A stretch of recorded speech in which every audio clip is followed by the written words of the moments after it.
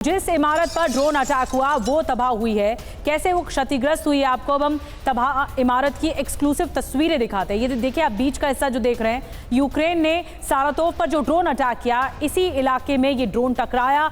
ये ड्रोन जब टकराया बिल्डिंग से, इमारत से, ये रिहायशी इमारत है और फिर इतना ज्यादा नुकसान हुआ है। ये सारातोव की जो वही रिहायशी बिल्डिंग है जिसको हम आपको दिखा रहे हैं, गोल घेरे में आप देख सकते हैं कि इतना नुकसान हुआ है। इस मिड एरिया में इस बिल्डिंग को, इस इमारत को नुकसान पहुंचा है। और हमारे साथ कमांडर सरदाना भी मौजूद हैं। कमांडर सरदाना, जब आप इस तरह की तस्वीरें देख रहे हैं तो मन में क्या सवाल उठ रहे हैं कि अब आगे क्या होगा, क्योंकि बहुत ज्यादा आशंकाएं अब भर गई इस हमले के बाद। देखिए, जैसे हम ये तस्वीरें देख रहे हैं, हमें लगता है कि बहुत बड़ा उन्होंने एक नुकसान कर दिया। मैं इसकी तुलना इजराइल और हमस के लड़ाई से भी करना चाहूँगा कि हमस ने 1200 लोग मार दिए और बदले में अपने 40,000 लोग मरवा दिए। सेम चीज़ यहाँ पर हो रही है। ज़ेलेंस्की ने एक रेजिडेंशियल बिल्डिंग रिहायशी इलाके में 2-3 फ्लोर तोड़ दिए, उसके बदले में अपने देशवासियों का कितना नुकसान, कितना एनर्जी ग्रिड नुकसान करा दिया। तो मेरे हिसाब से ये कोई बराबरी की लड़ाई नहीं है। आपने एक थोड़ा छोटा सा पत्थर मारा है और अपने सर पे एक बम ले लिया है, तो यूक्रेन ने अपने लिए मुसीबत खड़ी कर रहा है। एक तरफ कहते हैं कि हमारे स्कूलों के बच्चों को मारा जा रहा है, स्कूलों पे अटैक हो रहे हैं, और आज अब जब आप खुद दूसरे के रेजिडेंशियल एरियाज पे अटैक कर रहे हैं तो आपको कोई हक नहीं रह जाएगा कि आप कहें कि रशिया ये लड़ाई बढ़ा रहा है। आज लड़ाई आप बढ़ा रहे हैं तो आप अपनी बर्बादी के लिए खुद ही जिम्मेदार हैं। लेकिन सुमित, यहां पर यह भी तो काबिले गौर पहलू है कि यूक्रेन के रिहायशी इलाकों को भी तो निशाना बनाया गया है। रूस ने कौन से रिहायशी इलाके यूक्रेन के बख्श दिए?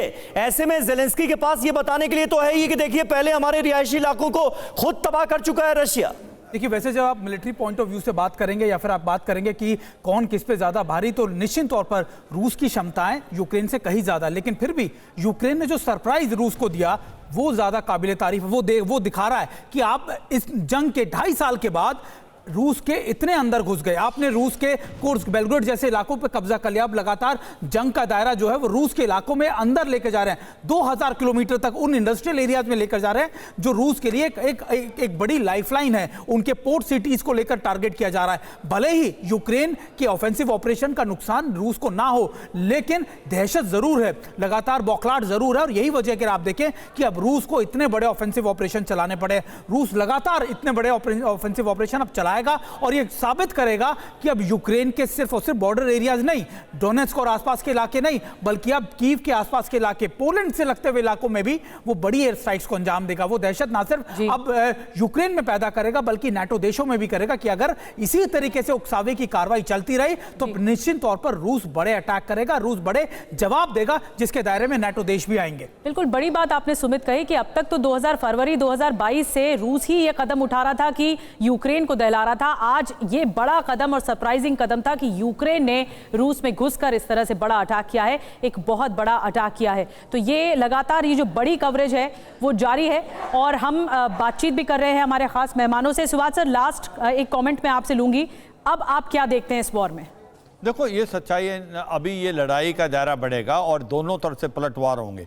अब जिस प्रकार से बार बार ये कह रहे हैं कि रूस अब बहुत कुछ हमले करेगा, भाई रूस ने तो पहले हमले स्टार्ट किए थे, कीव पे भी किया, खरकीव पे किया, उड़ीसा पे किया, लवीव तक भी वो जा चुका जो बॉर्डर पे है पोलैंड पे। तो अब जब से कुर्स्क लिया है और जब से इन्हें सरतोव पे हमला किया है तो कहीं ना कहीं यूक्रेन ने भी दिखा दिया कि हम भी हमला कर सकते हैं। ये सच्चाई है कि जिस प्रकार से एनर्जी सेक्टर, इकोनॉमी और इनके लोगों पे हमला किया है रूस ने, ये इसमें अभी थोड़ा सा सेटबैक यूक्रेन के लिए। मगर अगर पलटवार करता है यूक्रेन और यूक्रेन दोबारा कहीं ना कहीं हमले करता है रूस के अंदर और कुर्स्क को है होल्ड करता है, तो मुझे लगता है कि ये लड़ाई जो है लंबी खिंचेगी और इसका दायरा बढ़ेगा और इसकी इंटेंसिटी बढ़ेगी और यूक्रेन को और हथियार मिलेंगे, नाटो उसको और सामान देगा, अमेरिका उसको और सामान देगा। जो हम सोच रहे थे ये लड़ाई बंद हो जाएगी, वार फटीग चल रहा है, मुझे लगता नहीं। अब इस लड़ाई का दायरा बढ़ेगा और इसके अंदर अब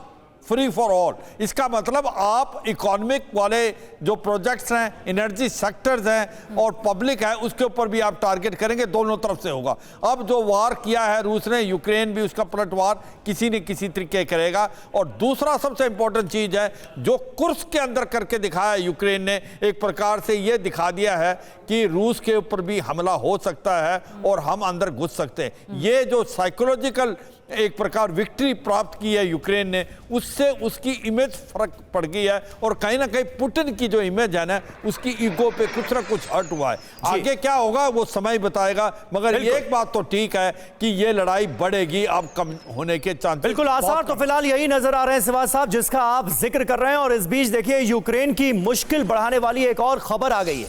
बेलारूस के साथ खुल सकता है नया मोर्चा, ये खबर सामने आ रही है। यानी आने वाले वक्त में बेलारूस का रोल और ज्यादा इंपॉर्टेंट हो सकता है यूक्रेन के खिलाफ। एक और बड़ी खबर, बेलारूस और यूक्रेन के बीच तनाव बढ़ गया है। जी हां, बेलारूस लगातार समर्थन करता है रूस का और अब यूक्रेन और बेलारूस में तनाव बढ़ा है। यूक्रेनी सीमा पर तैनाती को लेकर जंगी हालात हो गए हैं। सीमा पर सैन्य तैनाती को लेकर यूक्रेन ने बेलारूस को चेता दिया है।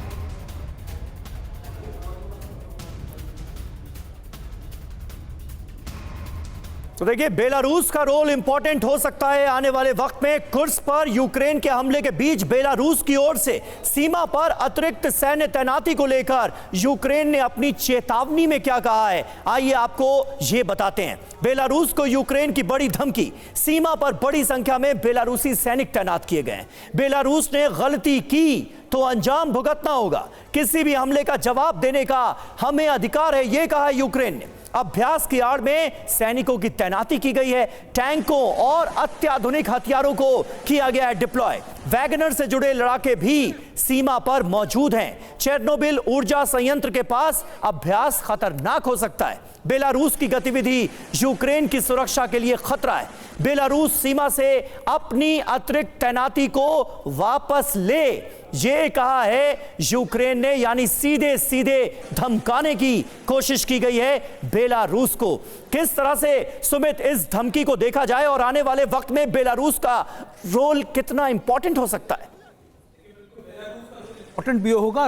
बेलारूस का जो इन्वॉल्वमेंट होगा वो सिर्फ यूक्रेन के खिलाफ नहीं होगा, वो नाटो देशों के खिलाफ भी होगा, पोलैंड के खिलाफ भी होगा। और यही वजह है कि अब तक बेलारूस को रूस ने इस्तेमाल नहीं किया। रूस लगातार इसको पोस्टरिंग करने के लिए जरूर इस्तेमाल कर रहा था। लगातार ये बताया जा रहा था कि वहां पर न्यूक्लियर मिसाइल्स को तैनात कर दिया गया, वॉरहेड्स को तैयार कर दिया गया है। और अभी भी आप देखें कि बेलारूस को पिछले 2 सालों में सैन्य मदद बहुत ज्यादा दी है रूस ने। और रूस ये कोशिश कर रहा है दिखाने की, अगर नाटो देशों में से पोलैंड, जर्मनी किसी ने भी शामिल होने की कोशिश की तो फिर अगला फ्रंट खुलेगा बेलारूस का, और वो नाटो देशों के लिए बड़ा थ्रेट हो जाएगा, क्योंकि वो सीधे तौर पर यूरोप के देशों में घुसने की पूरी आप कह सकते हैं कि क्षमता रखता है। तो निश्चित तौर पर एक तरीके का प्रॉक्सी, एक तरीके का एक अपने लिए एक नया फ्रंट है जो रूस खोल सकता है। और ये नाटो देशों के लिए एक बड़ा मैसेज होगा कि अगर आप इस जंग से दूर नहीं हुए तो फिर आपके घर तक भी, आपके दरवाजे तक भी ये जंग का दायरा पहुंच जाएगा। बहुत बड़ी बात आप कह रहे हैं सुमित, और अब जंग का दायरा बढ़ चुका है ऑलरेडी। जिस तरह के हमले हुए हैं, जिस तरह से यूक्रेन सरप्राइज एलिमेंट लेकर आया कि अटैक ही कर दिया